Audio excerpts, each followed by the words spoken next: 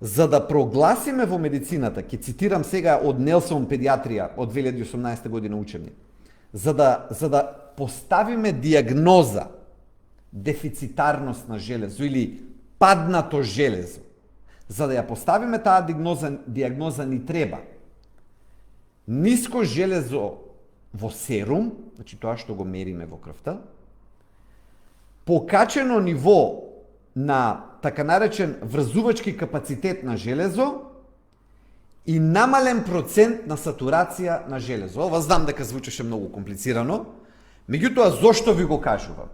Ви го кажувам бидејќи да сватите дека дури и лекар за да седне и да диагностицира недостаток на железо, му требаат неколку теста. И не мора да значи дека ако го видиме железото во серумот, дека сме откриле дека имаме недостаток. Што е важно? Не е рутински тест. Ова е третата, предпоставувам, порака која што сакам да ви ја пренесам вечерва. Значи, серумското железо во најголем дел земји во светот, ама за жал не и Македонија, не е рутински тест. Значи, не треба тоа рутински да се мери. И зошто? Луѓето се паничат, без везе, значи нема, веднаш доаѓа до заклучок, железото ми е паднато, иако може да станува збор за некоја ситуација како, например, инфекција, и железото да е префрлено, просто да е уште во телото, но да е префрлено на друго место, и да нема човекот никаков дефицит на железо, меѓутоа сме виделе на крвна слика, паднало железото и паника. Крај. Затоа можеби прво што треба да се направи е во Македонија рутински воопшто да не се дава на таа крвна слика ниво на железото. Значи, ама тоа не е за овде за муабет, тоа треба здравствените власти да го направат, да го тргнат железото од основната крвна слика. Значи не му е таму местото.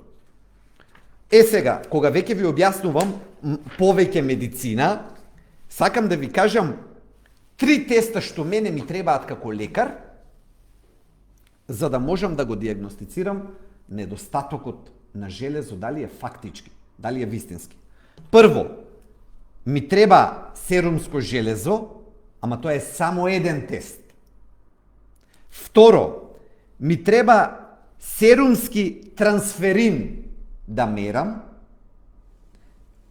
И трето, серумски феритин. Само ако ги имам овие 3 теста, јас како лекар можам да донесам заклучок дали станува збор за недостаток на железо или не. А трансферинот, да ги објасниме работите, трансферинот е главниот начин на кој што се транспортира железото во крвта. Тоа е протеин кој што го носи железото, а феритинот пак ги објаснува телесните резерви. Феритинот ги објаснува до кај се резервите. Чисто колку да објаснам. Но ова ми е многу важно, значи, за да можам да го... Тоа се вели статус на железото во телото. За да го утврдам јас, како лекар, статусот на железото во вашето тело, јас морам да ги имам овие 3 теста. Серумско железо, серумски трансферин, серумски феритин. Само со едниот тест не правам ништо. Зошто? Заради тоа што железото може да биде паднато од повеќе причини, како што рековме. Едната е вистински недостаток, не сме го внеле доволно или на некој начин сме го изгубиле, но второто може да имаме хронично воспаление од различен карактер. И кога имаме хронично воспаление од различен карактер, тука има разлика во овие процедури што се случува. Пример, серумското железо ќе падне и кај